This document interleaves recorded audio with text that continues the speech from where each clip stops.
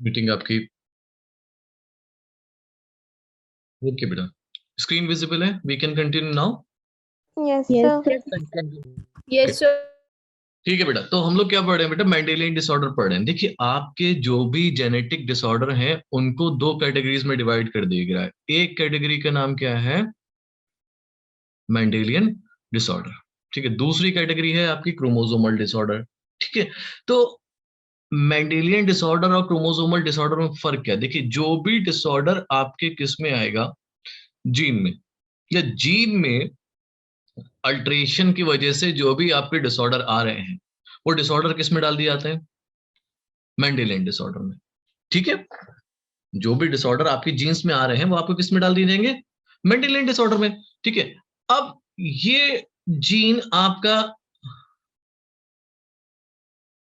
Autosome chromosome पे भी हो सकता है, ऑटोसोम्स का भी। ये जीन आपका एक्स लिंक क्रोमोसोम का भी हो सकता है। तो दोनों क्रोमोसोम पे आपके जीन्स प्रेजेंट होते हैं। अगर डिसऑर्डर आपका मेंडेलियन डिसऑर्डर आपका ऑटोसोमल जीन का है तो हम उसे ऑटोसोमल डिसऑर्डर बोलेंगे। अगर डिसऑर्डर आपका एक्स लिंक का है तो हम उसे एक्स लिंक डिसऑर्डर बोलते हैं। ये बात तो आपको समझ आ गई होगी, है ना बच्चे। भाई अगर एक्स लिंक है तो एक्स लिंक डिसऑर्डर बोलेंगे, और ऑटोसोमल है तो ऑटोसोमल। और कल हम ये डिस्कस कर चुके थे कि भाई ये दोनों ही डिसऑर्डर आपके कैसे हो सकते हैं, डोमिनेंट भी और रिसेसिव भी। क्लियर है ये पॉइंट मेरा?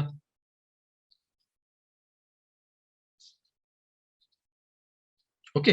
अब मेंडेलियन डिसऑर्डर को हम इजीली क्या कर सकते हैं, पीडिग्री के अकॉर्डिंग हम लोग इसको डिटरमाइन कर सकते हैं। Mendelian disorder can be traced और डिटरमाइंड इन दी फैमिली और जनरेशंस में क्या होता है कि ये मेंडेलियन डिसऑर्डर आपके ट्रेस हो सकते हैं, है ना। इनको ट्रेस करना आसान होता है, फाउंड भी ज्यादा होते हैं वहां पे।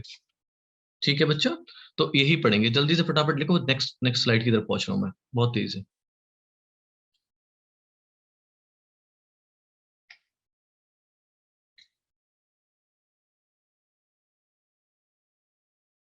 हो गया होगा मोस्टली।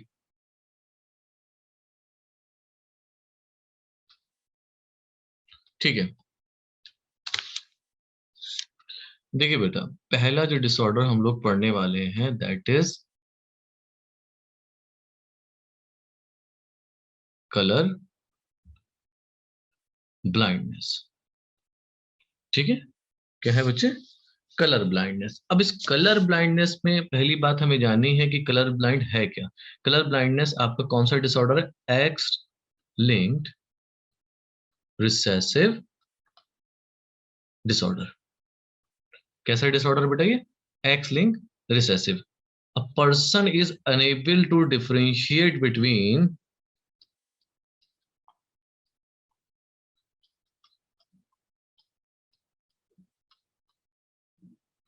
between red and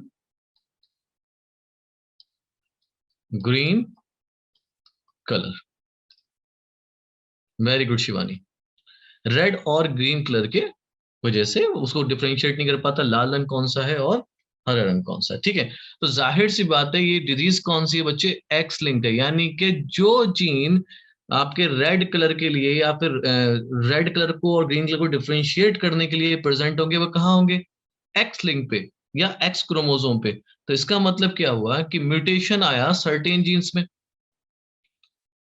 किसमें, आपको जीन का नाम नहीं आना है, mutation in certain genes present on x chromosome. इतना समझ में आता है कि भाई ये किस लिए रिस्पॉन्सिबल होंगे, for the red and green colour differentiation. ठीक है, कॉजेस दिस डिफेक्ट। ठीक है, अब जो कलर ब्लाइंडनेस है एक्स लिंक रिसेसिव है। ठीक है, अब अगर देखा जाए जितनी भी एक्स लिंक रिसेसिव डिजीज होंगी वो आसानी से किस में एक्सप्रेस हो जाएंगी। बस इस लाइन को समझिएगा, बहुत ही आसानी से एक्सप्रेस होंगी इन case of mail. Why? Because male is hemizygous, means it have only one, he have only one X chromosome. If simple सी बात है, अगर इसको हम सी से माने, डिजीज को माने कि सी से आपका कलर ब्लाइंड होता है और रिसेसिव डिजीज है तो स्मॉल सी से, तो ये क्या है, स्मॉल सी क्या है, कलर ब्लाइंड के लिए है. पेयर में ये आ गया. ठीक है, अब जरा सुनो बेटा. ठीक है, मेल के कंडीशन में क्या होगा, मेल के कंडीशन में इस तरीके से होगा. ये क्या कहलाएगा कि मेल आपका कलर ब्लाइंड है. याद करो वो चार्ट जो हमने बनाया था, उसमें बताया था कि रिसेसिव डिजीज के केस में मेल पे एक रिसेसिव जीन भी अपना एक्सप्रेशन शो करेगा. ठीक है, तो मेल पे अगर कलर ब्लाइंड है तो उसके एक्स क्रोमोसोम पे क्या होगा, recessive mutated gene for the colour blind. ठीक, अब दूसरी चीज, फीमेल अगर कलर ब्लाइंड होगी तो उस केस में क्रोमोसोम कैसे दिखेंगे आपको, एक्स एंड एक्स, और दोनों पर ही क्या होगा, म्यूटेटेड जीन. ठीक है, अब if female is carrier, carrier female, अगर फीमेल कैरियर है तो क्या कंडीशन आ सकती है, capital C and small C. ये कैसी होगी बच्चे, कैरियर फीमेल. ठीक है, होता क्या है कि जो भी एक्स लिंक रिसेसिव डिजीज है उसमें मेल जो होगा वो इजीली आपका इफेक्ट हो जाता है, क्योंकि फीमेल से एक एक्स क्रोमोसोम आता है. ठीक है, और वाई क्रोमोसोम किससे आता है, मेल से. तो जब ये आपस में क्रॉस करते हैं तो चांसेस किसके बढ़ जाते हैं, मेल के इफेक्ट होने के. मैं आगे दिखा दे रहा हूं, पहले ये बताओ इतना समझ में आया नहीं आया, फिर बाद में आगे बात करेंगे. ये आया बेटा समझ में थोड़ा बहुत, Yes. ये समझ में आ रहा है. तो ये आपका यहाँ पर कंडीशन देखें, ये कंडीशन क्या है भाई, मेल के लिए अगर एक भी स्मॉल सी है तो वो कैसा हो जाएगा बच्चे, कलर ब्लाइंड, है ना. इसी अगेन समझा दो ओजस्वी, अभी समझाना बेटा, एक सेकंड दे दो बस मुझे. ठीक है, मेल में, फीमेल में क्या है कि रिसेसिव के लिए उसके पास कितने चाहिए, रिसेसिव एक्सप्रेशन के लिए दोनों एलील चाहिए, क्योंकि दो एक्स क्रोमोसोम है, मेल के पास एक एक्स क्रोमोसोम है तो एक ही रिसेसिव एलील काफी है अपनी डिजीज या अपना एक्सप्रेशन शो करने के लिए. क्लियर. ओजस्वी सुनो, कलर ब्लाइंडनेस हम पढ़ रहे हैं. कलर ब्लाइंडनेस एक एक्स लिंक रिसेसिव डिजीज है. ठीक है, इसमें जो पर्सन होता है अनेबल होता है, डिफरेंशिएट नहीं कर पाता रेड और ग्रीन कलर को. जो भी डिजीज हम पढ़ रहे हैं कौन सी पढ़ रहे हैं, मेंडेलियन पढ़ रहे हैं, यानी कि कोई जीन होगा जो कि एक्स क्रोमोसोम पर प्रेजेंट होगा, जिसका काम होगा कि भाई रेड कलर और ग्रीन कलर को आसानी से समझा सके, भाई ये रेड है ग्रीन है. जैसे कि आप लोग इस टाइम देख पा रहे हैं, ये रेड कलर है और ये कौन सा कलर है बच्चों, ग्रीन. यानी कि आप लोगों का जो एक्स क्रोमोसोम पे कलर डिफरेंशिएशन का जीन है वो सही काम कर रहा है. फॉर एग्जाम्पल अगर ये सही काम नहीं करेगा तो आपको कौन सी डिजीज, आपका मतलब होता है जनरल एग्जाम्पल, आप अपने ऊपर मत लीजिएगा बच्चों. ठीक है, तो कौन सी डिजीज हो जाएगी, कलर ब्लाइंडनेस. कलर ब्लाइंडनेस हमने फिर से दोबारा टच करेंगे कि कैसी डिजीज, रिसेसिव, यानी कि रिसेसिव कंडीशन चाहिए एलील की. हमें जानते हैं कि रिसेसिव तभी एक्सप्रेस होता है जब उसके पेयर में हो. ठीक है, अब एक्स लिंक्ड है तो एक्स लिंक्ड हमारा फीमेल के केस में पेयर में मिलता है, ना कि मेल के केस में. अगर फीमेल में दोनों आपके रिसेसिव एलील आएंगे कलर ब्लाइंड के, तब ये क्या हो जाएगी, फीमेल कलर ब्लाइंड हो जाएगी. In case of male, male पे तो एक ही एक्स क्रोमोसोम है, अगर यहां पर अगर रिसेसिव एलील आता है तो क्या होगा, मेल आपका कलर ब्लाइंड हो जाएगा. इसी वजह से क्या होता है कि मेल आपका 8%, कितना बेटा, 8% कलर ब्लाइंड मिलते हैं. एनसीईआरटी की लाइन है, रट्टा मार लेना. और 0.4% क्या मिलती है, मैंने 0.04 लिख दिया, 0.4% फीमेल. ठीक है, एक बार इसको क्रॉस करके देखो तो आपको समझ में आ जाएगा. ये लिख लो, फिर मैं क्रॉस करना दिखा रहा हूं मैं. ओजस्वी क्लियर हुआ बेटा,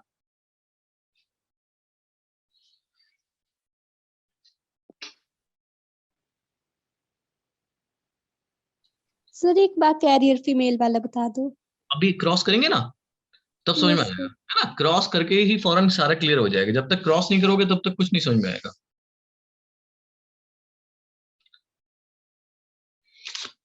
ये लिख लो, फिर मैं लास्ट स्लाइड दिखा दूंगा। सबने कर लिया बेटा? Yes, sir. Yes, sir.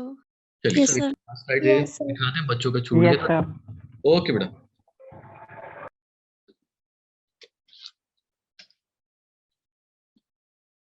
जल्दी से इसको देख लो।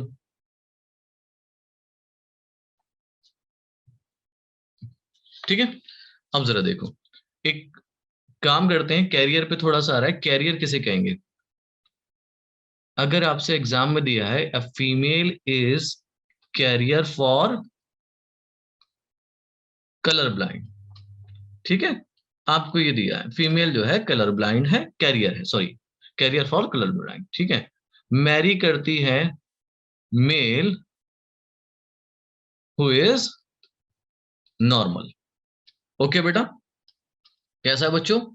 नॉर्मल है, हेल्दी है, he is not colour blind. अब सबसे बड़ी बात क्या है, कलर ब्लाइंड का आपका जीनोटाइप क्या हो गया?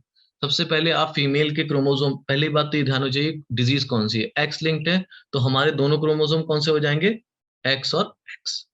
मेल एक्स और वाई, ये दोनों क्रोमोसोम आ गए। अब वो आपसे पूछ सकता है कि find out the percentage of son being colour blind, कि जो बच्चे होंगे और उनमें से बेटे जो होंगे उनके परसेंटेज बताएं कलर ब्लाइंड होने का। ठीक है, अब हमने क्रोमोसोम ऊपर लिख रखे हैं, अब क्या करेंगे, हम इनका जीनोटाइप लिखेंगे। फीमेल कैरियर का जीनोटाइप क्या होगा कि इसके पास एक कैपिटल सी है और दूसरा स्मॉल सी है। She is not colour blind, मगर कलर ब्लाइंड होने का एलील इसके पास है। ये पॉइंट समझ में आया Yes, sir. Yes, sir. ना? वो कलर ब्लाइंड नहीं है फीमेल, मगर उसके पास कलर ब्लाइंड का एक एलील है, इसीलिए उसको क्या कहते हैं हम लोग? कैरियर। Carrier. मैन नॉर्मल है तो इसके पास क्या होगा? डोमिनेंट, क्योंकि रिसेसिव डिजीज है। ठीक है बेटा, अब आप क्या करेंगे, इनका क्रॉस करा देंगे।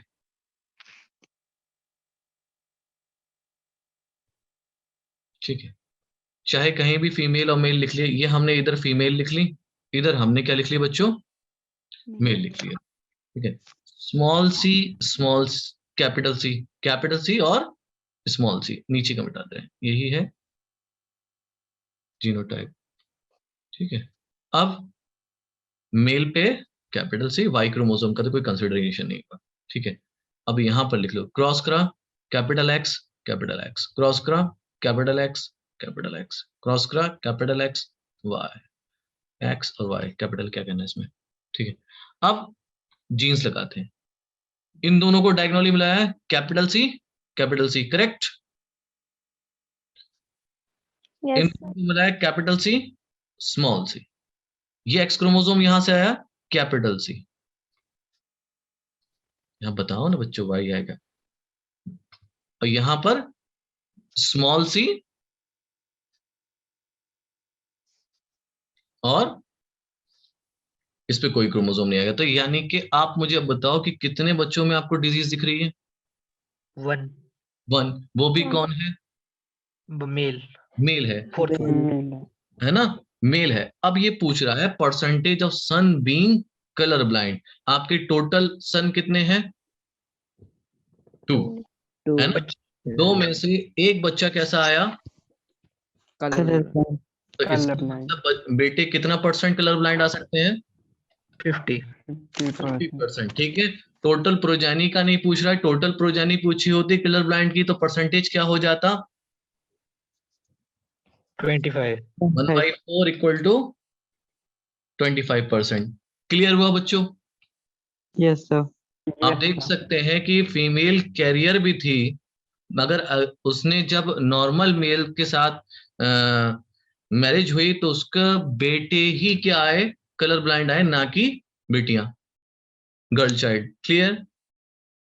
Yes, sir. Yes, sir. Yes, sir. Sir क्या बताया आपने ये? मैंने यस सर। ये कलर ब्लाइंड बताया। निशांत क्या नाम है बेटा? सर निशांत। निशांत, मैंने ये बताया था कलर ब्लाइंड किस तरीके से ट्रेट आगे जाएगा। देखो, एक्स लिंक रिसेसिव ट्रेट जो होता है वो मेल में इसलिए आसानी से एक्सप्रेस हो जाता है क्योंकि मेल के पास एक एक्स क्रोमोसोम होता है। अगर उस पर एक रिसेसिव एलील भी आ गया जो कि उस डिजीज को दिखा रहा है तो वो आसानी से एक्सप्रेस हो जाएगा। हाँ, लास्ट में 2 सन है। संजना संजना पूछ रही है बेटा 2 सन है मगर एक के पास कैपिटल सी आया है इधर से और एक के पास क्या आया है, स्मॉल सी इधर से। जिसके पास कैपिटल सी आया है उसको तो डिजीज नहीं होगी ना, because this disease is what, x linked Recessive. Recessive. तो जब एक्स लिंक पे डोमिनेंट जीन है तो हम इसको रिसेसिव डिजीज कैसे कह सकते हैं? नहीं ना, हम रिसेसिव डिजीज तब कहेंगे जब एक्स क्रोमोसोम के पास कौन से जीन हो, रिसेसिव हो। आपको पहली चीज तो ये याद करना पड़ेगी बेटा कि ये कौन सा डिजीज है। कलर ब्लाइंड क्या है, एक्स लिंक रिसेसिव। समझ गए? Yes, sir. Yes, sir. एक क्वेश्चन दे रहे हैं उसको सॉल्व करके देखिए अगर हो रहा है, नहीं तो फिर हम समझाते हैं।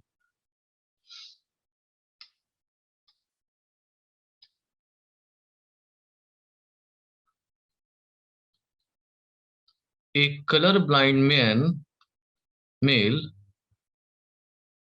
marries a carrier female। ठीक है, color blind male marries a carrier female। Find out the percentage of progenies being color blind। ठीक है, सवाल समझ में आया सबके? Yes, sir. कोई दिक्कत किसी को सवाल में? No, sir. No, sir.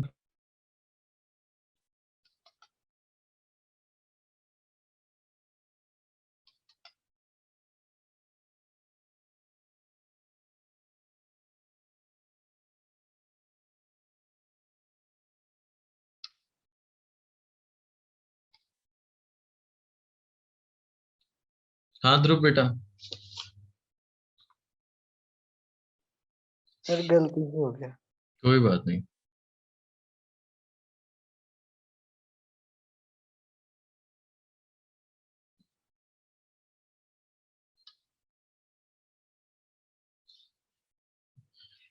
प्रोजेनिस पूछा, सारे बच्चों में से कितने बच्चे उसके कलर ब्लाइंड आएंगे? सवाल समझ लो बेटा, क्योंकि मेरे पास सभी आंसर आ रहे हैं और तीनों आंसर में से एक ही तो सही होगा बेटा।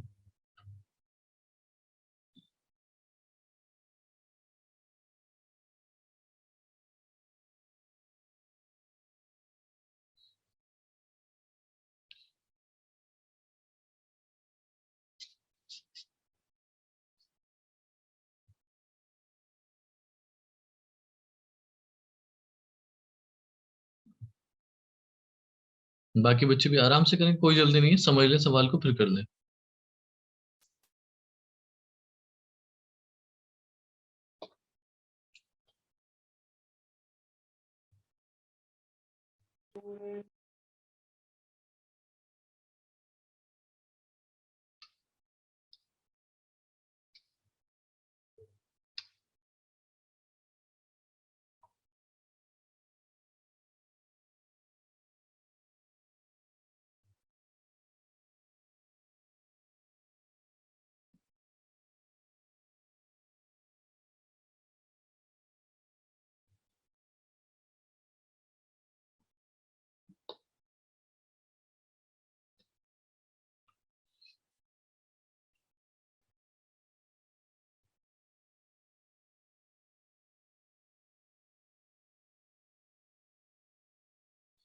हो गया बच्चों?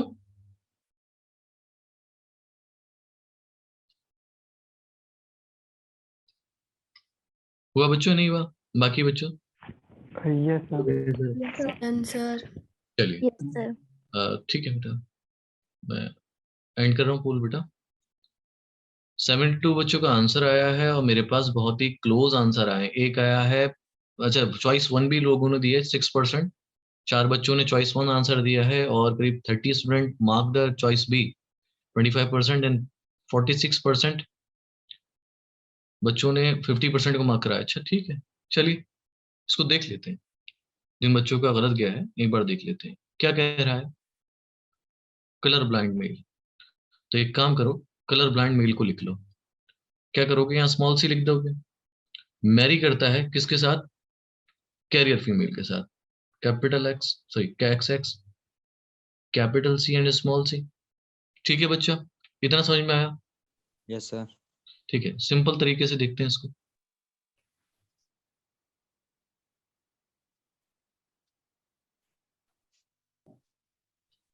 एक स्मॉल सी और दूसरा बेटा, कैपिटल सी। यानी कि ये जो बनी है क्या बनी है, फीमेल, और वो कैसी बेटा, कैरियर। कैरियर। Carrier female. ठीक है, एक हमारे पास चाइल्ड आ गया, इसी को लेते हैं फिर। ठीक है, एक्स एंड एक्स, ये मेल से जो एक्स आया उसके पास कौन सा एलील है, स्मॉल, रिसेसिव। है ना। सिमिलरली फीमेल से जो आया उसके पास भी क्या है, रिसेसिव। एलील। ठीक है, तो ये फीमेल कैसी हो गई, अफेक्टेड। अफेक्टेड, यानी कि colour blind. Colour blind. Very good. चलिए आगे देखते हैं। वाई क्रोमोसोम मैच करा किसके साथ, इसके साथ, ठीक है, एक्स के साथ। इस एक्स पे कौन सा है एलील, डोमिनेंट। तो ये जो मेल बना ये कैसा होगा, कैरियर। नहीं कैरियर नहीं होता मेल का, Healthy. हेल्दी, कलर ब्लाइंड नहीं होगा। हेल्दी होगा, है ना, हम इसको हेल्दी कह सकते हैं। ठीक है, चलिए अब इसको मतलब कोई भी डिजीज नहीं है। इसको कोई डिजीज नहीं है क्योंकि इसके पास क्या है, हेल्दी डोमिनेंट एलील है। अगर स्मॉल होता तो ये मेल कैसा हो जाता बच्चों, अफेक्टेड। Colour blind. अफेक्ट या कलर ब्लाइंड। ठीक है, अब ये इस क्रोमोसोम के पास जो इसके पास आया है x chromosome, Recessive. Small C recessive, और रिसेसिव का मतलब क्या हुआ, इसको कौन सी डिजीज होगी, कलर ब्लाइंड। ब्लाइंड।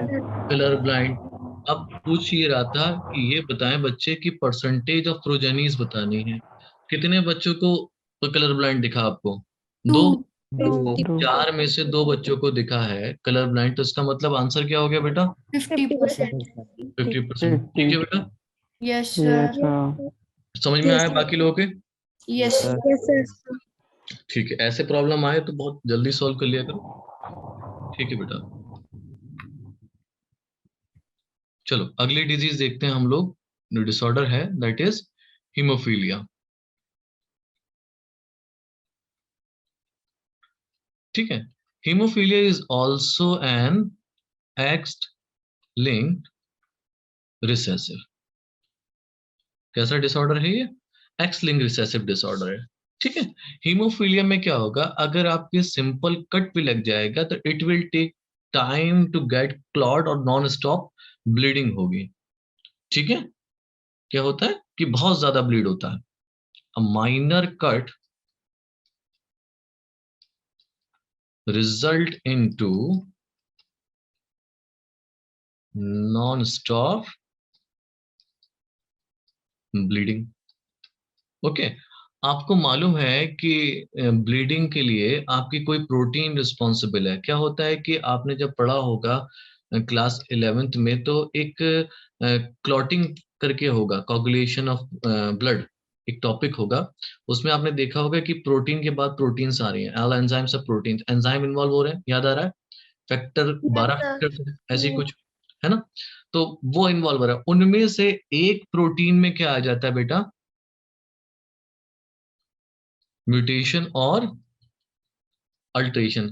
जो क्लॉटिंग के लिए रिस्पॉन्सिबल है प्रोटीन, वो कैसी हो जाती है, बदल जाती है, चेंज हो गई, जिसका भाई जो भी जीन है, पहले तो जीन समझो, जो जीन है, जीन क्या बनाएगा, प्रोटीन बनाएगा। ठीक है, अब ये प्रोटीन की मर्जी है वो एंजाइम की तरह काम करे या प्रोटीन का बिहेव करे। ठीक है, अब जो क्लॉटिंग के लिए जो प्रोटीन बन रही है, if the gene is not alter that will work properly. ये बात समझ में आती है, अगर जीन में कोई म्यूटेशन नहीं हुआ है तो वो जो प्रोटीन बनी है वो कैसे काम करेगी, बिल्कुल कायदे से। अगर मान लीजिए ये जीन में क्या आ गया है, अल्टरेशन आ गया है, the protein will not work properly.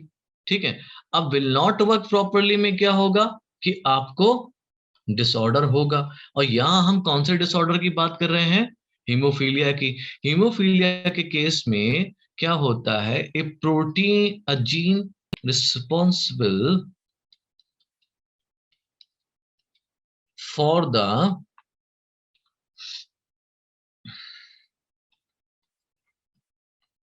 formation of a protein that is responsible for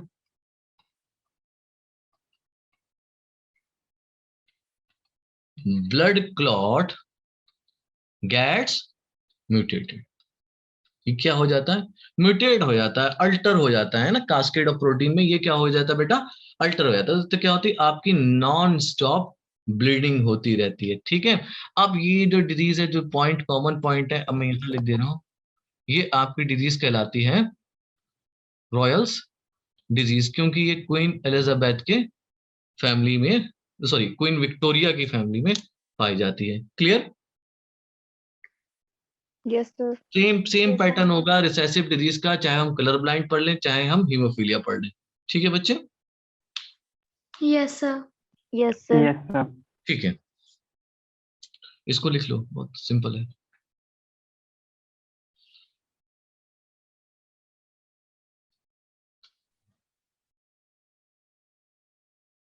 अभी बेटा ये लिख लें, उसका पिछली स्लाइड दिखाएंगे।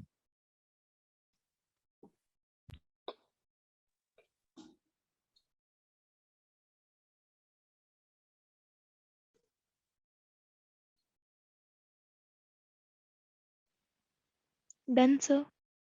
डन, सबका हो गया? Yes sir. No, sir. Yes sir. Okay okay, लिखो लिखो। ओके।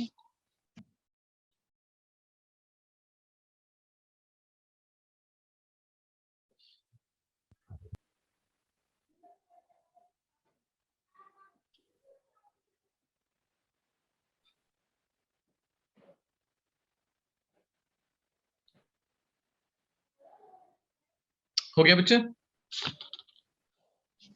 Yes, sir.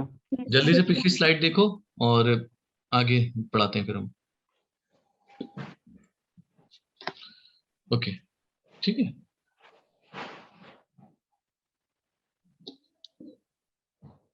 चलिए, अगला डिजीज है बेटा सिकल सेल अनीमिया।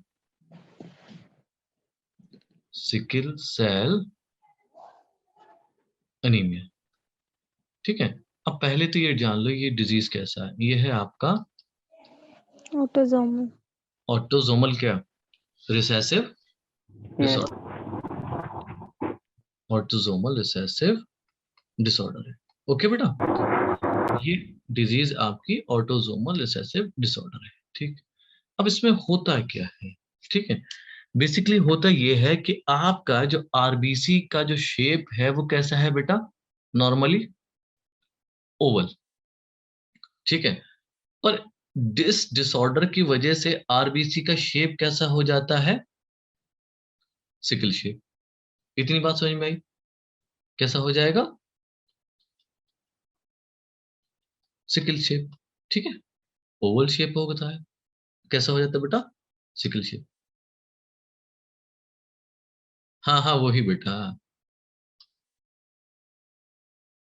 ठीक है। अब वो बाइक कौन की चलिए, ठीक है। अब आपका कैसा हो गया, सिकल शेप हो जाता है। अब जाहिर सी बात है कि पूछेंगे क्यों होगा, तो यानी कि कोई जीन है जो रिस्पॉन्सिबल है for the maintenance of the shape of the cell, ठीक है।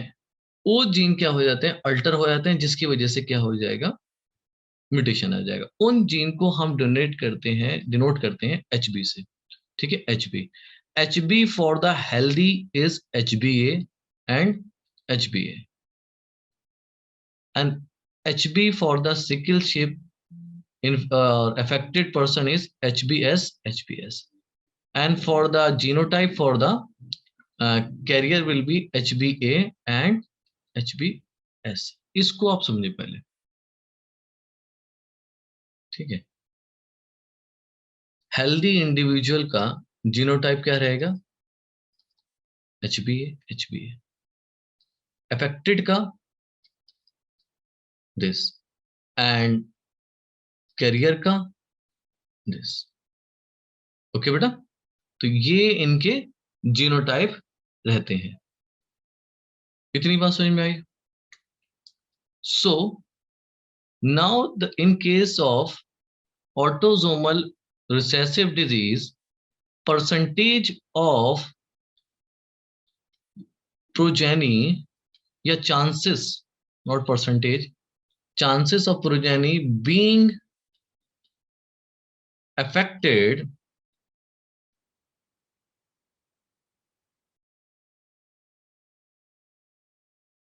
by the parents is when both the parents are carrier. कैसे हो बच्चों? जब दोनों पेरेंट्स क्या हो? कैरियर हो, तब सबसे कॉमन चांसेस होते हैं। ठीक है, अब इसको सॉल्व करके देखते हैं। आप इतना लिखो पहले,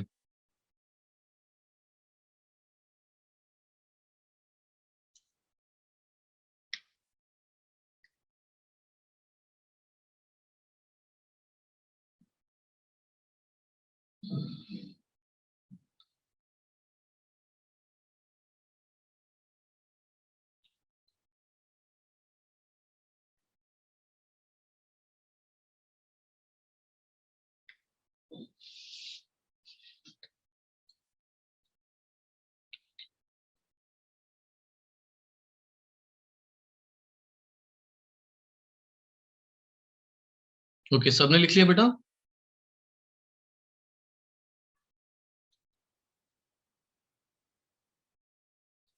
बाकी बच्चों ने लिखा? स्नेहा ने लिख लिया है, वंशिका ने लिख लिया, गुड। ठीक है, अब जरा देखते हैं, इसको सॉल्व करके देखते हैं। एक काम करते हैं, क्वेश्चन लिखते हैं एक थोड़ा सा। Carrier for sickle cell marries a carrier male.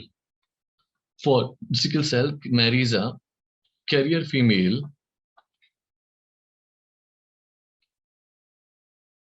will have, अब यहां पर हम लोग क्या देखेंगे? प्रोजेनिस देखेंगे। ठीक है, कैरियर का क्या जीनोटाइप था बेटा? HbA HbS। ठीक है, ये हमने मेल के लिए भी लिख लिया और ये हमने फीमेल के लिए भी लिख लिया। ठीक है, अब इसको हम क्रॉस करके देख लेते हैं।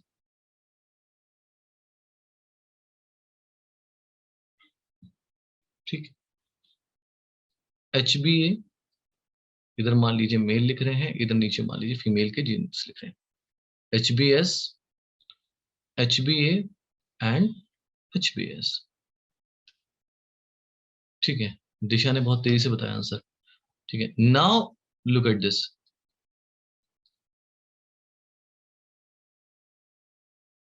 HbA HbA, ठीक है, HbA HbS, okay, HbA HbS and HbS and HbS। ठीक है, तो कितना परसेंटेज आया प्रोजेनी का? Being affected is only 25%। हाँ, सुहानी बोली वन नॉर्मल, दो कैरियर, वन अफेक्टेड। बिल्कुल सही है। कर लोगे सवाल ये अगर दिया जाए बच्चों? बड़े सवाल कर लेंगे आप? Yes, sir. Yes, sir. ठीक है, मैं एक सवाल को चेंज कर रहा हूँ और दे रहा हूँ आपको।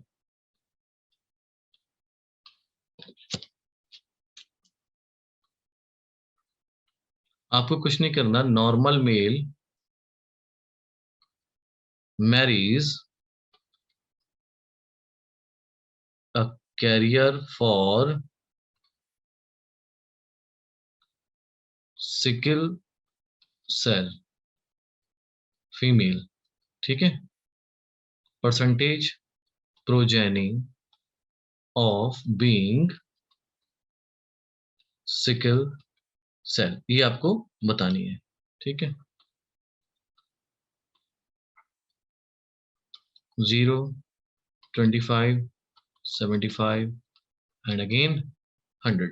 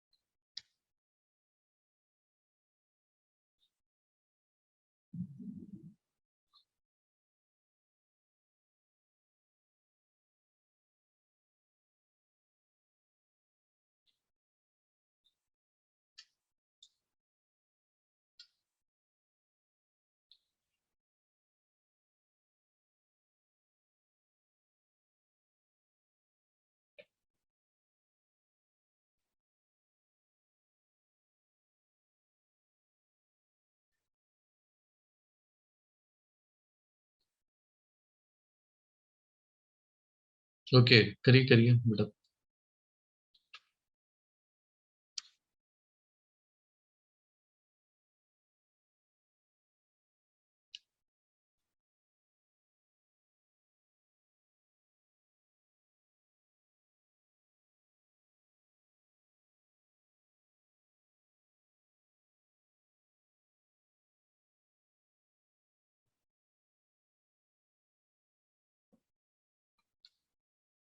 ओके, हो गया।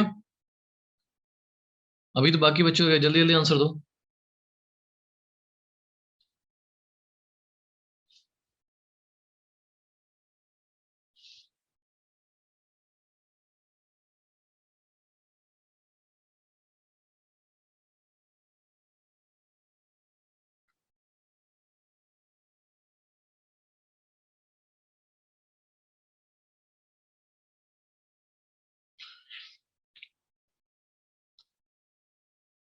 ठीक है, मैं एंड पोल कर रहा हूँ क्योंकि मुझे अभी खत्म नहीं कराना है। देखिए मेरे पास ज्यादातर करेक्ट आंसर आए हैं, दैट इज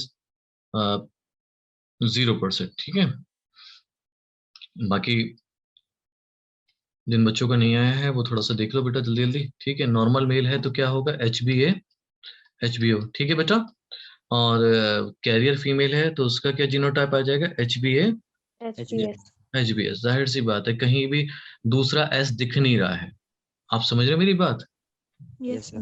दूसरा S नहीं दिख रहा है तो आप सिंपल इतना टाइम लगाना ही नहीं है। दूसरा S से ही क्या होगा आपका सिकल सेल। आपको ये दूसरा S नहीं दिख रहा है, कहाँ जोड़ोगे, कहाँ जोड़ोगे? कोई भी सिकल सेल नहीं होगा। फटाफट आप आंसर दे दो, कितना परसेंट है? 0%।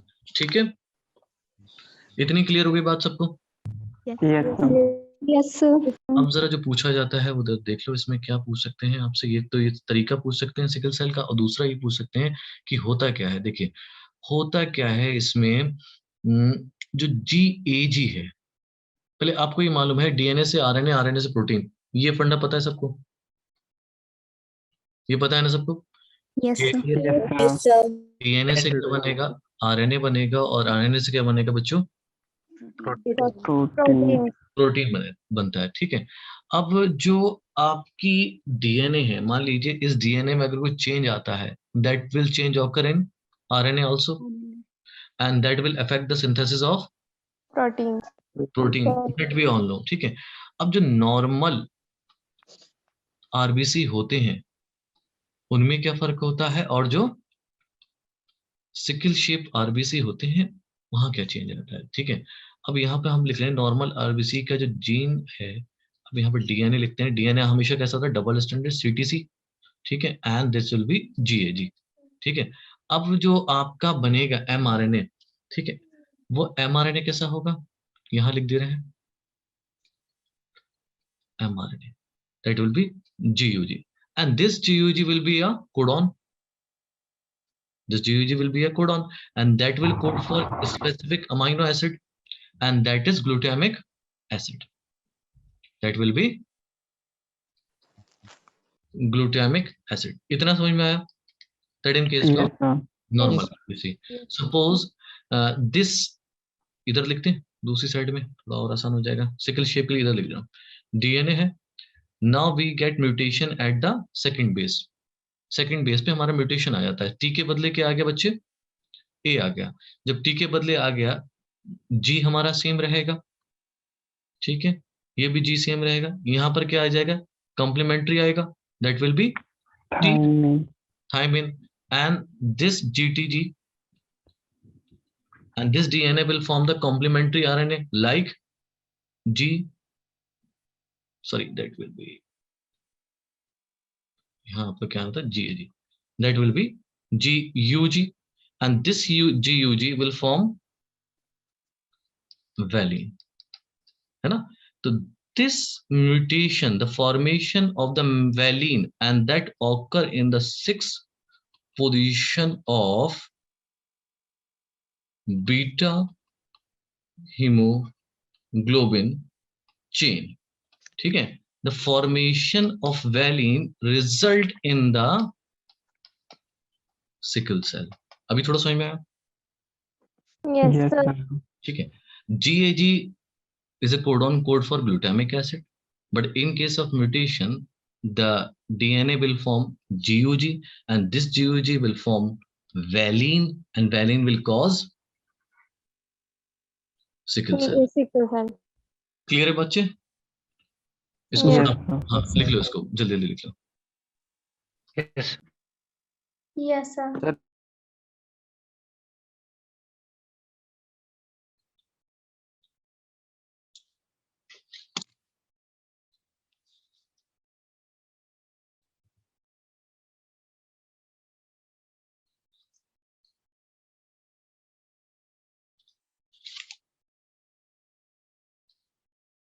Done.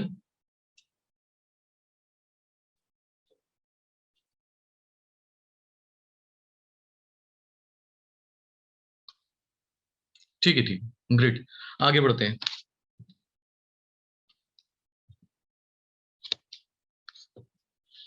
Okay, I think we have done with the slide. Duplicate, and we will, ठीक है बच्चों, अगला डिसऑर्डर कौन सा है, थैलेसीमिया,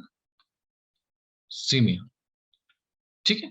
अब देखिए हीमोग्लोबिन की दो चेन होती है, एक अल्फा एक आपकी बीटा, ठीक है। अगर कोई ऐसा म्यूटेशन आता है जो कि अल्फा चेन को नहीं बनने दे रहा हीमोग्लोबिन की, तो वो कहलाएगा डिसऑर्डर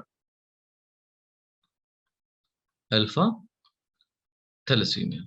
अगर कोई दूसरा म्यूटेशन है जो कि बीटा चेन को नहीं बनने दे रहा, that will be called as beta thalassaemia, and this disorder is what, autosomal recessive, ठीक है। ऑटोसोमल रिसेसिव तभी प्रोजेनी में जाएगा when both the parents are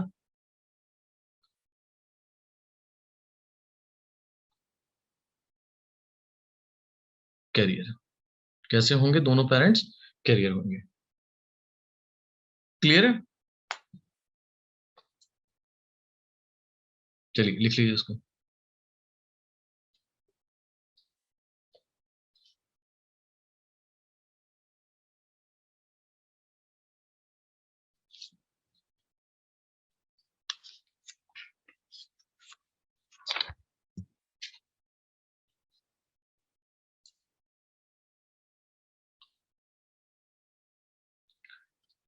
बेटा इसमें कोई भी चेन इन्वॉल्व हो सकती है। हमने जैसे हीमोग्लोबिन का सिकल सेल एनीमिया में देखा था, तो उसमें बीटा चेन इन्वॉल्व थी। यहाँ पर आपका बेसिकली कौन सी, दोनों में से कोई भी चेन होगी तो एबनॉर्मल सिंथेसिस होगी हीमोग्लोबिन की, और जाहिर सी बात है एनीमिया हो जाएगा। उस केस को हम लोग बोलेंगे थैलेसीमिया, और ये केस आपका कहलाता है ऑटोसोमल रिसेसिव डिसऑर्डर।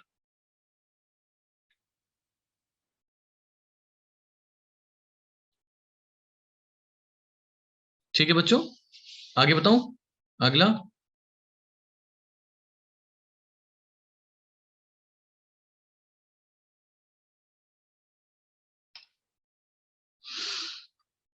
ठीक है, आगे देखिए, मस्कुलर डिस्ट्रॉफी, ठीक है। अब मस्कुलर डिस्ट्रॉफी कैसी डिजीज है आपकी, ऑटोसोमल डोमिनेंट, ठीक है। ऑटोसोमल डोमिनेंट डिसऑर्डर, तो कोई भी आपका एक पेरेंट अफेक्टेड होगा तो वो आप ये डिजीज कर देगा। देखो एक जीन होता है, आपने उस जीन का नाम सुना होगा, डिस्ट्रोफिन जीन। ठीक है, ये डिस्ट्रोफिन जीन रिस्पॉन्सिबल होता है फॉर रिलेइंग ऑफ इम्पल्स। ठीक है, रिलेइंग ऑफ इम्पल्स। ठीक है, एक्टिन और मायोसिन को ये कंट्रोल करता है, दोनों को। ठीक है, दोनों को ये कंट्रोल करता है। जिनकी इनका एक प्रोटीन होती है जिसका नाम है बेटा डिस्ट्रोफिन, इसको बनाएगा। ये डिस्ट्रोफिन किसके से कनेक्शन में रहेगी? एक्टिन और मायोसिन के। और एक्टिन और मायोसिन का काम क्या है बेटा? Movement, contraction of muscle. ठीक है, अब जैसे जैसे ये जीन आपका अगर डिफेक्टेड हो जाता है तो कॉन्ट्रैक्शन ऑफ मसल भी नहीं हो पाएगा। बात समझ में? कॉन्ट्रैक्शन ऑफ मसल नहीं होता तो मसल वीकनेस होने लगती है, मसल आपकी खराब होने लगती है due to the mutation of dystrophin gene. ठीक है, और एट द एज ऑफ 20 साल की उम्र तक जाते जाते क्या हो जाती है? इस केस में डेथ हो जाती है। क्लियर है बात? ये थोड़ा समझ में आई डिजीज ये? Yes sir. ठीक है, ऑटोसोमल डोमिनेंट डिसऑर्डर है, किसकी वजह से होगा? Mutation is dystrophin gene. Dystrophin gene responsible for the formation of dystrophin protein that help in movement of actin myosin, ultimately help in contraction of muscle. When the muscle do not contract, accumulation of calcium ion occurs.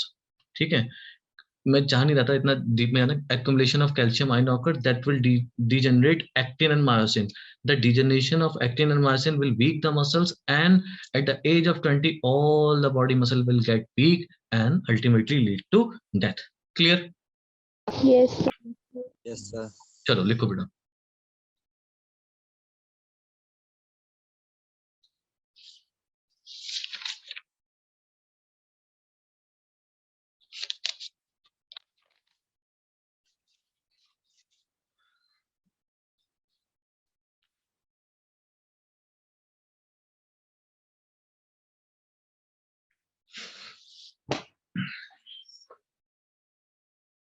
हाँ साहिल बेटा, कोई सवाल है?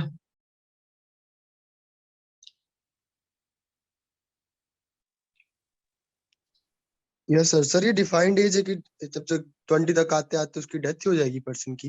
Actually क्या होता है ना, जैसे मसल वीक हो जाती है ना, तो मान लीजिए अभी स्केलेटल मसल वीक है, फिर जाके विसरल मसल वीक होगी, फिर आपकी बाकी मसल्स वीक होंगी। तो जाहिर सी बात है जब मसल्स काम नहीं करेंगे तो आपके ऑर्गन्स कहाँ से काम कर जाएंगे? तो एक डिफाइंड एज ही है कि 20 एज तक, 20 ईयर तक उसका डेथ पॉसिबल हो जाता है। मगर कुछ हैं जिन्होंने मात दी है, उसकी बात हम नहीं करेंगे अभी। ठीक है, ओके सर।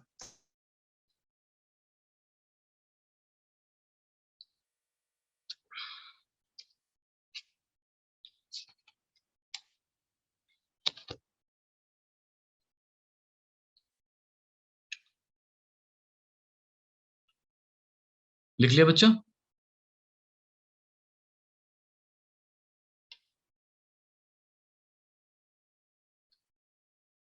ठीक है, अब बात करेंगे हम लोग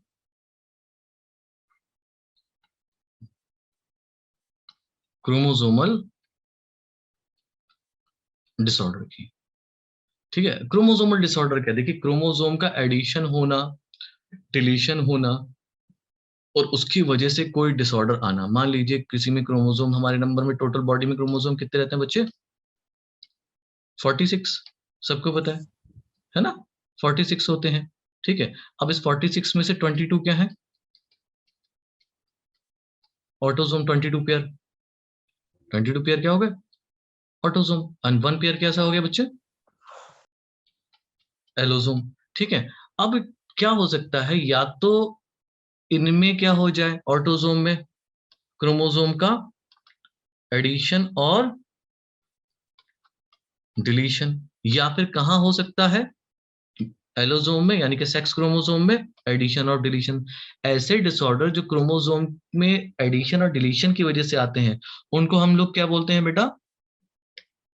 क्रोमोसोमल डिसऑर्डर। इतनी बात पता है? क्लियर हो गई? ठीक है, Yes, sir. हमने एक पढ़ा था, इसमें मॉर्फोलॉजिकल डिसऑर्डर भी आता है, एक आपका न्यूमेरिकल भी आता है, ठीक है बेटा। जैसे क्रोमोसोम का डुप्लीकेट हो जाना, क्रोमोसोम का इन्वर्ट हो जाना, क्रोमोसोम का डिलीट हो जाना। अब जैसे कि मान लीजिए, एक मैं फॉर एग्जांपल आपको बता रहा हूँ, जैसे कोई क्रोमोसोम की आर्म है, ठीक है, ये आर्म डिलीट हो जाए, बात समझ रहे हैं आप? ये आर्म क्या हुई, हाफ पार्ट हुआ इस क्रोमोसोम का, ये क्या हो गया, डिलीट हो गया, ठीक है। तो ये किस में चला जाएगा, क्रोमोसोम के डिसऑर्डर में, मॉर्फोलॉजिकल डिसऑर्डर में, इसको भी डिस्कस करेंगे, ठीक है बेटा। इतना क्लियर हुआ है यहाँ तक सबको? Yes, Yes, sir. sir. ठीक है, कुछ लिखा रहा हूं मैं, आप लोग याद रखिएगा। ये पहला हम लोग इसमें पढ़ेंगे बेटा, कौन सा, डाउन्स सिंड्रोम, ठीक है। और जितने भी हम सिंड्रोम पढ़ने वाले हैं, समझ लो उनके नाम से ही पता लगा लेना कि भाई इन्होंने दिया है।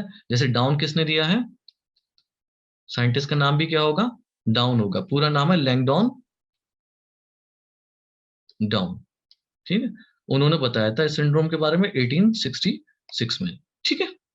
अब क्या है, ये है क्या, इसमें होता क्या है, इसमें होता है बेटा ट्राइसोमी ऑफ 21, यानी कि जो 20 है ना, जो 21वां क्रोमोसोम होता है उसकी एक और कॉपी बन जाती है। अगर मान लीजिए हमारे हर क्रोमोसोम की कितनी कॉपी है, 2 कॉपी है, ठीक है। ये मान लीजिए 21वां क्रोमोसोम है, इसकी 2 होनी चाहिए, पर क्या होता है, ट्राइसोमी के केस में एक और कॉपी ऐड हो जाती है। क्लियर होगी बात? ठीक है। तो टोटल क्रोमोसोम कितने हो जाएंगे इसमें, ऑर्गेनिज्म में? 47. वेरी गुड, 47 क्रोमोसोम हो गए, ठीक है। अब हम लिखते कैसे हैं, अगर मेल का लिखना है, क्योंकि ये कौन से क्रोमोसोम की है, ऑटोसोम की है, तो आप कैसे लिखेंगे मेल के लिए, 45 plus XY, and for the female 45 plus XX। यहां पर कंफ्यूजन है कुछ क्या? No, No, sir. sir. No, sir. नहीं है ना, क्योंकि कौन से क्रोमोसोम में थी ये, ऑटोसोम में थी। इतना लिखो, फिर आप बाकी के फीचर और लिखते हैं, क्या क्या इसमें आती है परेशानियां।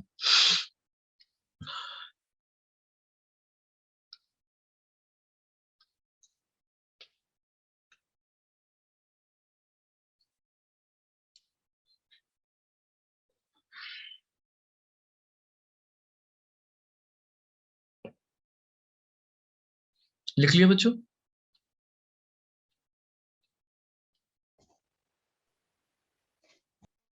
Yes, sir. Yes, sir. Yes, sir. Great. Yes, sir. अब इस हैंड पे हम लोग क्या लिख दे रहे हैं, एबनॉर्मेलिटीज क्या क्या फेस करना पड़ेंगी, ठीक है। A child born with down syndrome will have round face, rounded head ना, गोल सिर होता है इनका, और चौड़ा फ्लैट फेस होता है। आपने देखे होंगे ऐसे बच्चे, ब्रॉड फ्लैट फेस, है ना, बिल्कुल चपटा अंदर को धंसा हुआ फेस होता है।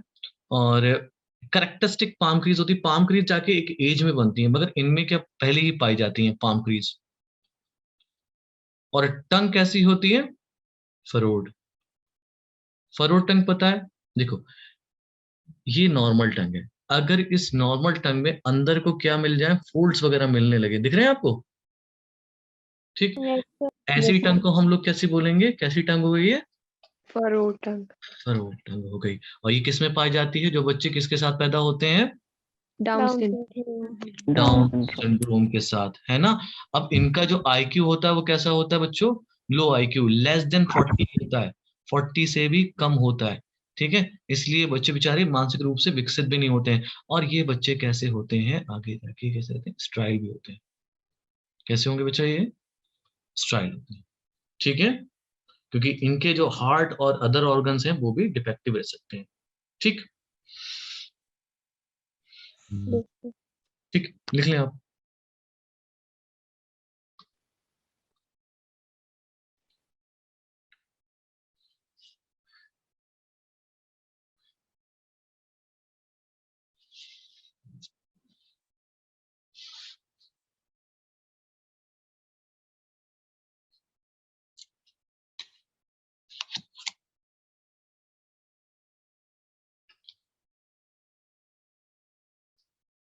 लिख लिया बच्चों?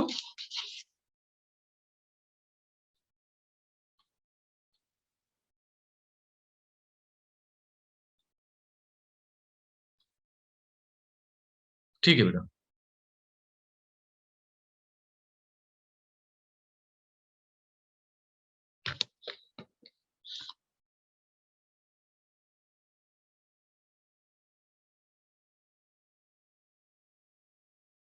नहीं रही वाला पेज, क्या बात है, एक मिनट बेटा।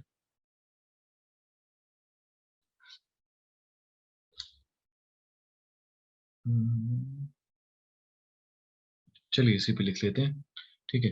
दूसरा डिसऑर्डर है आपका क्लाइनेफिल्टर्स सिंड्रोम।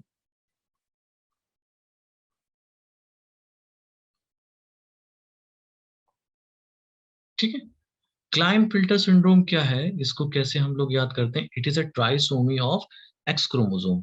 ठीक है, ट्राइसोमी ऑफ एक्स क्रोमोसोम। ठीक है, अब एक्स क्रोमोसोम तो मेल और फीमेल दोनों में होते हैं, मगर ये डिजीज किसको है? मेल को होती है। ठीक है, मेल अफेक्टेड रहते हैं ट्राइसोमी में ऑफ एक्स क्रोमोसोम, जिसका नाम है क्लाइनफिल्टर सिंड्रोम। जाहिर सी बात है, जब इनका ट्राइसोमी ऑफ एक्स क्रोमोसोम हुआ तो टोटल नंबर ऑफ क्रोमोसोम कितने हो गए इसमें? 47। ठीक है, कितने हो गए बेटा? 47। इसको हम लिखते कैसे हैं? 44 प्लस एक्स एक्स वाई। ये पॉइंट क्लियर बच्चों? ये पॉइंट क्लियर कैसे लिखोगे? Trisomy of x chromosome. Yes sir sir. Female के केस में भी सही होगा। जी बेटा। सर फीमेल के केस में भी एक्स एक्स वाई होगा। हाँ, अपने फीमेल के केस में नहीं होता। क्लाइनफिल्टर किसको होता है बेटा? मेल के केस में बात करें। ठीक है, ओके। मेल के केस में तो वाई अगर होगा तो वो अलग चीज है, वो सुपर फीमेल्स हम बाद में बात करेंगे अगर हमें वक्त मिला तो, एडिशनल है वो। है ट्राइसोमी ऑफ एक्स क्रोमोसोम रहेगा, 47 हो जाएंगे टोटल क्रोमोसोम नंबर, और हम उसको लिखेंगे ऐसे 44 प्लस एक्स एक्स वाई। ठीक है, जाहिर सी बात है कुछ एबनॉर्मलिटीज तो आएंगी, जैसे कि इनमें क्या होगा? स्टेराइल होगा वो पर्सन, यानी कि रिप्रोड्यूस कर नहीं कर पाएगा। अंडर डेवलप टेस्टिस होंगे। ठीक है बेटा, अंडर डेवलप टेस्टिस होंगे। अब दूसरी क्या है कि इनमें एक चीज देखने को मिलती है, that is enlargement of breast. ये थोड़ा सा पॉइंट याद कर लेना। इस सिंड्रोम को या इस डिसऑर्डर को हम लोग कहते हैं गायनेकोमैशिया। ठीक है, मेल में क्या होने लगता है? एनलार्जमेंट ऑफ ब्रेस्ट होने लगता है। क्लियर?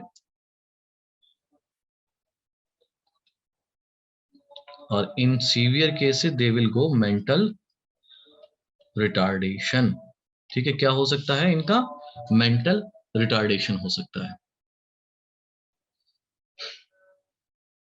लिखिए बेटा,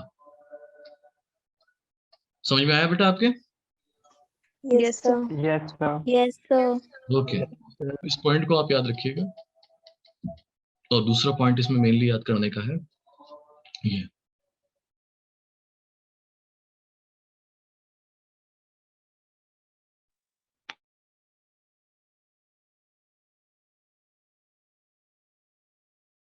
लिख लिया बच्चों? Done sir. Done. Yes, sir. ठीक है, अगला जो सिंड्रोम है जो आप बात कर रहे थे, फीमेल में क्या होगा? फीमेल में रहता है टर्नर्स सिंड्रोम। ठीक है, टर्नर सिंड्रोम किस में पाया जाता है बेटा? फीमेल में। इसमें क्या रहता है? मोनोजोमी ऑफ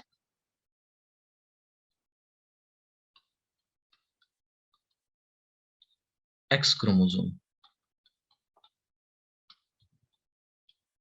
ठीक है, किस में पाया जा रहा है बच्चा? ये फीमेल में। क्या हो गया? मोनोजोमी किसे कहते हैं बेटा? 2n-1 को। अच्छा, 2n-2 क्या होता है बेटा? 0। नलिजोमी। 0 तो होता है, मगर इसको बोलते क्या है? नलिजोमी। नलिजोमी। नाम थोड़ा फनी है, मगर याद करने के लिए 4 नंबर आ जाते हैं। ठीक है, नलिजोमी। ठीक है, तो यहाँ पर क्या हुआ? एक क्रोमोसोम माइनस हो गया। ठीक है, तो टोटल क्रोमोसोम कितने हो गए इनके पास? 45। 45 हो गए। कितने हो गए बेटा? 45 क्रोमोसोम हो गए। ठीक है, जिसमें से हम ऐसे लिख सकते हैं 44 प्लस एक्स, और एक क्रोमोसोम इनका एक्स क्रोमोसोम गायब हो गया, तो क्या लिखेंगे? ओ। क्लियर इतनी बात? Yes, sir. Yes, sir. एक क्रोमोसोम कम हो गया। अब जब एक क्रोमोसोम कम हो गया तो उसकी दिक्कतों का सामना तो करना पड़ेगा ना। ये भी फीमेल कैसी हो जाती हैं? स्टेराइल। इनकी ओवरीज कैसी रहती हैं? Rudimentary. रूडिमेंट्री मतलब अंडर डेवलप या अनडेवलप। रूडिमेंट्री ओवरीज रहती हैं, ठीक है। अब सबसे लार्जेस्ट जीनस अभी कुछ इसी के पास था, एक्स क्रोमोसोम। वो एक एक्स क्रोमोसोम कम कर लिया तो इनकी इंटेलिजेंस भी क्या हो जाएगी बेटा? लो, है ना। इनकी इंटेलिजेंस भी क्या होती है? कम हो जाती है। इवन इनको क्या दिक्कत आ सकती है? कार्डियो वास्कुलर इंपेयरमेंट या डिसऑर्डर्स हो सकते हैं, ठीक है। और ये जो मिलेंगी आपको, इनकी हाइट क्या मिलेगी बेटा? कम, शॉर्ट स्ट्रेचर की मिलती है, थोड़ी नाटी होती है, ठीक है बेटा। सर इनमें मेंस्ट्रुएशन साइकिल होती है? तो फर्टाइल नहीं हो जाएंगी फिर। Yes sir. अगर नॉर्मल सी बात है, if someone is performing menstruation that mean it can fertilize. समझे बेटा? Yes sir. ग्रेट, चलिए लिखिए इसको। अभी करते हैं सक्षम, इसको लिख लो बेटा, एक पॉइंट और लिख लो बेटा। And they have under developed breast।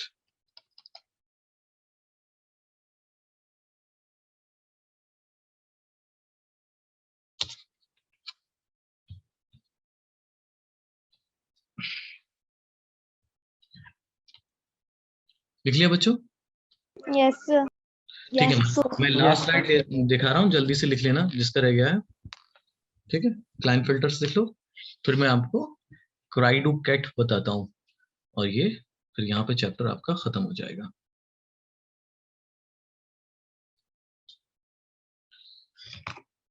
ठीक है बेटा। अब Yes, sir. लास्ट है क्राइडोकैट। साहिल क्या बात है बेटा? सर जब मेल स्टेराइल होगा तो उसमें स्पर्मियोजेनेसिस स्पर्मेटोजेनेसिस कुछ नहीं होगी, मतलब स्पर्म फॉर्मेशन उसमें होगी ही नहीं। और बताएं। ये तो पैदा हुआ है ना अब नॉर्मली, आप समझे नहीं? सर सेकंड लास्ट स्लाइड बताना। जी बेटा, ये वाली। यस सर, स्टेराइल मेल है यहाँ। जी बेटा, इसमें स्पर्मेटोजेनेसिस स्पर्मियोजेनेसिस कुछ होगा ही नहीं। बिल्कुल सही बात है, आगे बताएं आप। बस यही डाउट है कि होगा कि नहीं। नहीं बेटा, ये इसमें नहीं होगा, स्टाइल है पर्सन, ठीक है। Okay sir. ठीक है, क्राइडोकैट सिंड्रोम क्या है? ठीक है, देखिए इसमें होता क्या है, बस आपको ये याद रख लीजिएगा कि जो हाफ पार्ट होता है क्रोमोसोम नंबर 5 का, वो क्या हो जाता है बच्चों? डिलीट हो जाता है। क्या हो जाता है बेटा?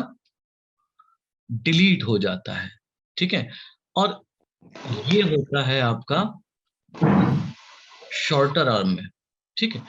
इस डिलीशन की वजह से जो अबनॉर्मलिटी आती है उसको हम लोग कहते हैं क्राइडोकैट सिंड्रोम। क्या कहते हैं बेटा? क्राइडोकैट।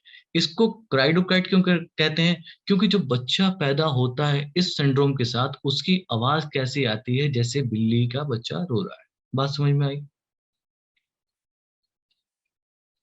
affected newborn cry like mewing of what? cat। जैसे बिल्ली बोलती है, बिल्ली बोलती है, बिल्ली रोती है, वैसे ही आवाज आती है उन बच्चों की। ऐसे सिंड्रोम को हम लोग कहते हैं क्राइडोकैट। टोटल नंबर ऑफ क्रोमोसोम इसमें रहेंगे बेटा कितने? इसमें क्रोमोसोम कितने होंगे बच्चों? हाँ जी, कोई बताएगा? 41. 41। Okay, any else? Anybody else? Anybody else? Anybody else? कोई और बेटा? 40. 46। कितने रहेंगे बेटा? 46। हुआ क्या है कि इस क्रोमोसोम की सिर्फ और सिर्फ क्या गई है? एक छोटी सी आर्म, ना कि पूरा क्रोमोसोम, ठीक है बेटा। the chromosome number will remain the same but with a shorter chromosome. Clear? Yes, sir. Yes. Yes, sir. इसको लिख लो, फिर एक क्वेश्चन देते हैं.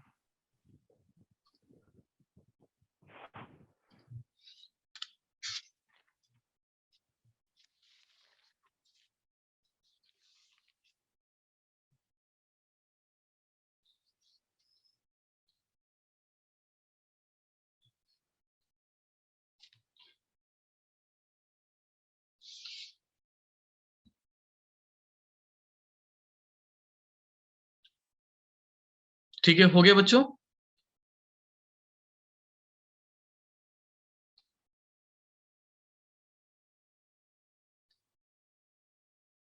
Okay, great. चलिए एक क्वेश्चन लीजिए, फिर question number 3. Okay, given pedigree is of autosomal recessive gene. ये किसकी पेडिग्री है बेटा? ऑटोसोमल रिसेसिव जीन की. What is the genotype of parents? Parents का जीनोटाइप क्या होगा? पेडिग्री बना दूंगा पहले.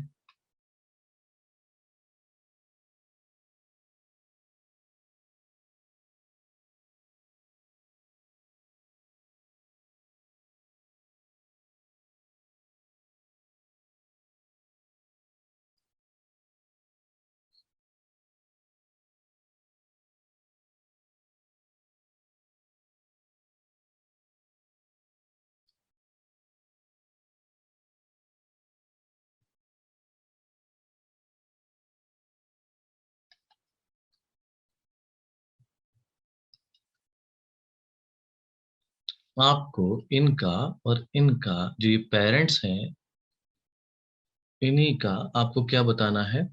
जीनोटाइप बताना है. ऑप्शन में दे रहा हूं आपको capital A, comma small A. Option B small A, capital A. Option C small A, capital A. Option D capital A, capital A.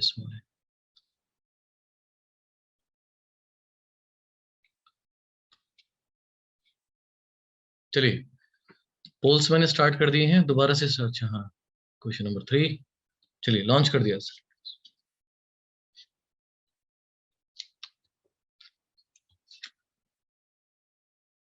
Choice 3.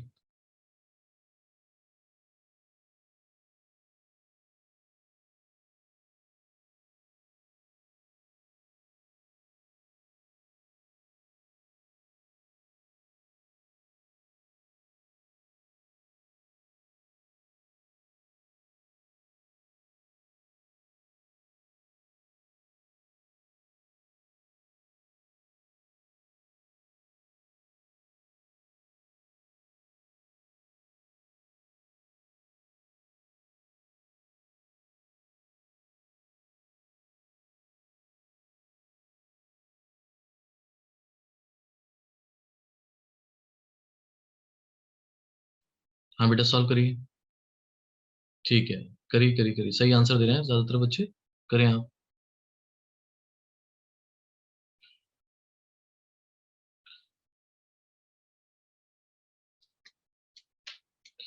मैं ऐड कर रहा हूँ बेटा, टाइम ही नहीं बचा, सर का टाइम हो रहा है. ठीक है, जितने बच्चों ने सही आंसर दे दिया है, ग्रेट.